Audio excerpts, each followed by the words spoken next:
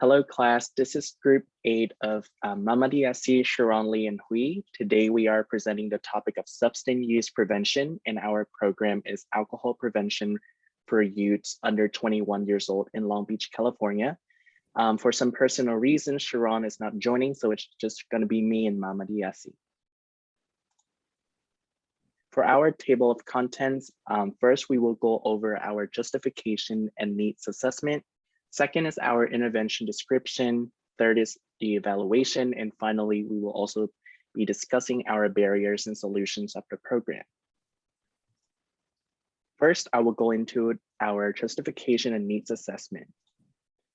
So to begin with, substance use, especially when it involves with alcohol, there is a significant impact on the health and well-being of people, families, and communities.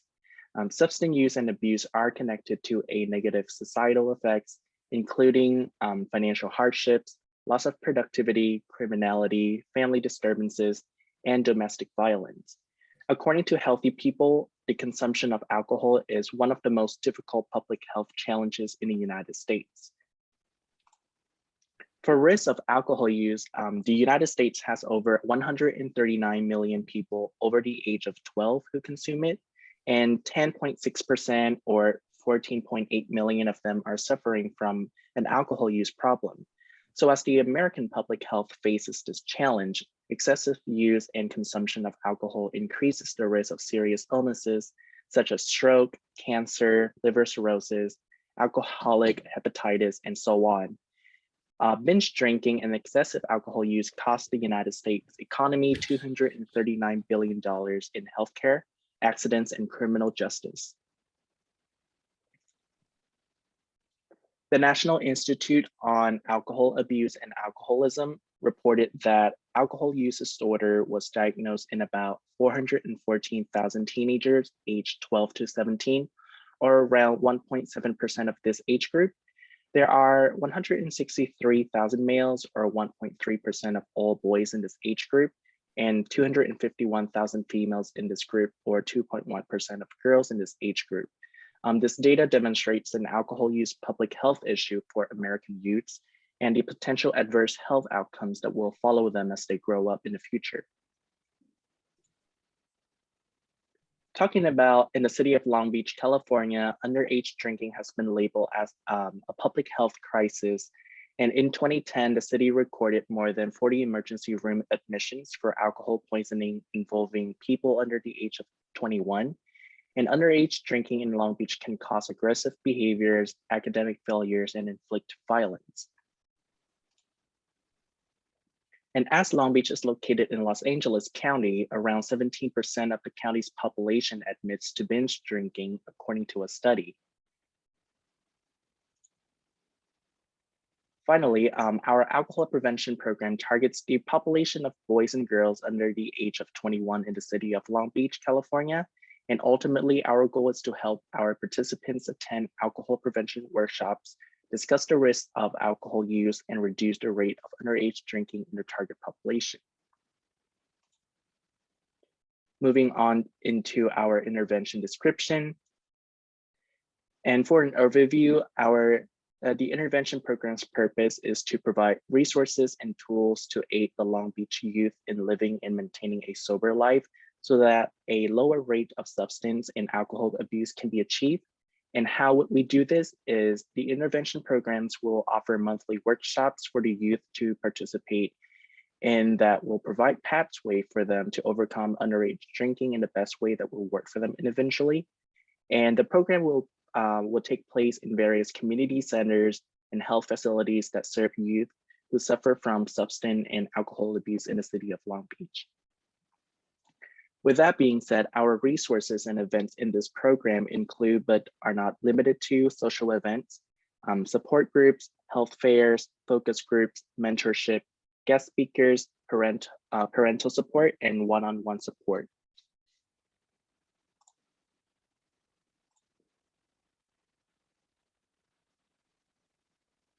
Next, I'll be moving forward Diassy. Hi, my name is Diassy, and I'll be going over the program development plan. This section will go into the objectives that have been established in order to successfully execute our program.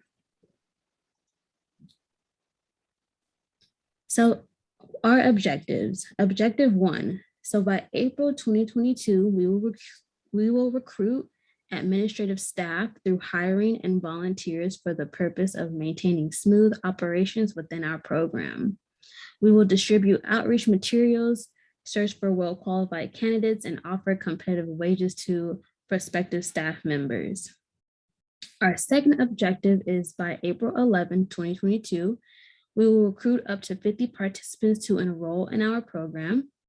We will reach out and distribute materials to clinics, club sport teams, youth community centers, and parks to reach our target population. Our third objective is from May 22 to June 2022, we will post 2 workshops per month for our participants to attend. We will host workshops in person and online.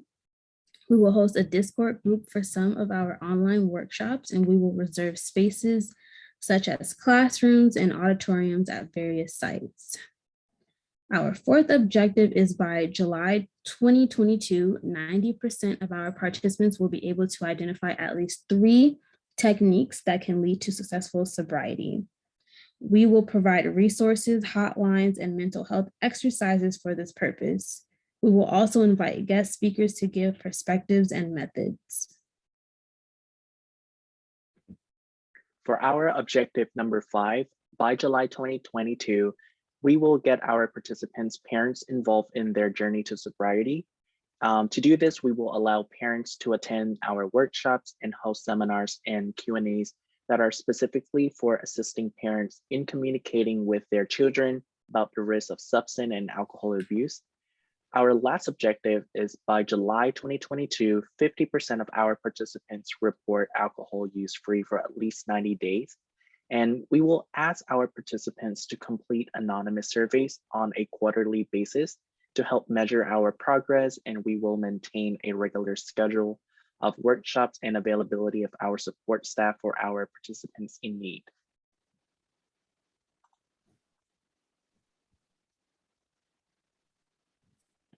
Our evaluation.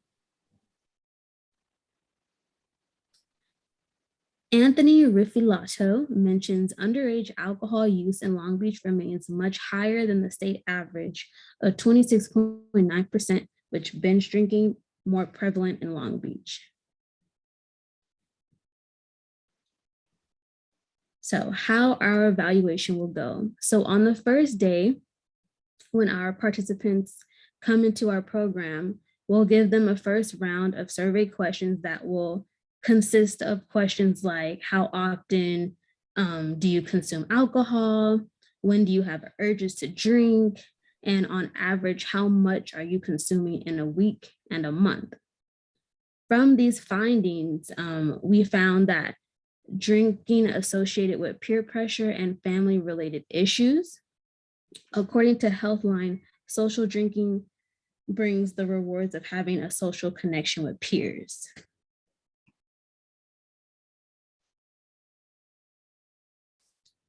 And from our findings, we're implementing workshops such as self-awareness activities to encourage, inform, and empower our youth.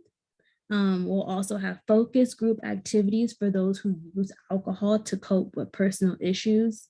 And we'll also offer clinical psychologists, so they can be able to talk to someone one-on-one.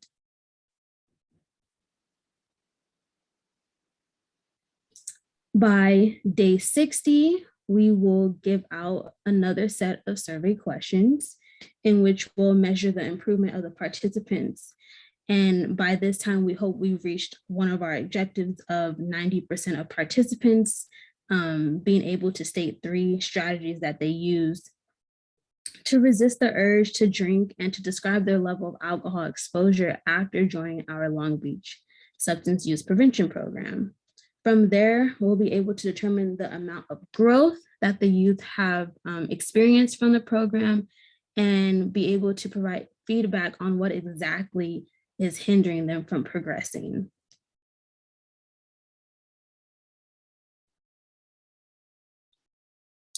And by day 90, which will be the conclusion of our program, we'll analyze all of the surveys from the beginning to the end, study their feedback responses, and analyze the impact that our program has had on the youth. From there, we'll be able to determine if our last objective of, reaching at least 50% of the participants being alcohol use free by the end of the program. From there, we can see if we should expand our program or go back to the drawing board. If we have positive results, it will yield expansion to multiple cities, especially those with underage drinking crisis. And we'll also be able to determine how to improve moving forward. Barriers and solutions. So socioeconomic levels is one of our barriers in our program. Susan E. Collins mentions that people who belong in the lower socioeconomic class tend to have more alcohol-related experiences that turn into negative consequences. Social disadvantages such as unfair treatment, poverty, racial or ethnic stigma leads to unwanted stress, which then causes drinking problems that affects Black and Hispanics more than white communities. Solutions to these barriers is that our program will be available at no cost, no matter the ethnicity or socioeconomic level. Our workshops are designed to teach youth to manage triggers when they face them, particularly those living in economic disadvantages. Another barrier with youth in our program is having non-active parents. So some parents are not active in their child's life due to work or however their life is set up. Many parents might also suffer from alcohol abuse. So it's pretty much who they saw growing up, raising them with these issues, and then it reflects onto them. So solutions that we have for this barrier is providing mentors for our participants while also persuading the parents to join our workshops, educate parents on the risk factors for underage drinking, and give resources on how to manage family conflicts and encourage parents to have an active role in their child's life to prevent alcohol use. Another barrier that we have for our program is lifestyle. So according to the Committee of Substance Abuse, it states that a great predictor of underage alcohol use is having friends who use alcohol and or other substances, which is also known as peer pressure. And youths below the age of 21 have the tendency to create peer pressure and force their friends to drink alcohol. Our solutions to this barrier is to encourage the parents to have conversations with our participants about alcohol use and peer pressures. And we will also provide resources to address the myths and facts about alcohol use to combat lifestyle challenges. Finally, one of our barrier is culture. So in certain cultures, it is the norm to consume alcohol during birthdays, celebrations, weddings, and or holidays. This can be very difficult for youths and other individuals who are trying to overcome alcohol use. And besides peer pressure, there's also pressure from family members and family friends that can be overwhelming in pushing the individual to drink alcohol during these celebrations. And so our solutions to this is the program will give advice and resources for our participants on how to communicate regarding the cultural norms to avoid those tricky situations. And that also concludes our presentation. Thank you so much for listening. And these are our references. Thank you. Thank you.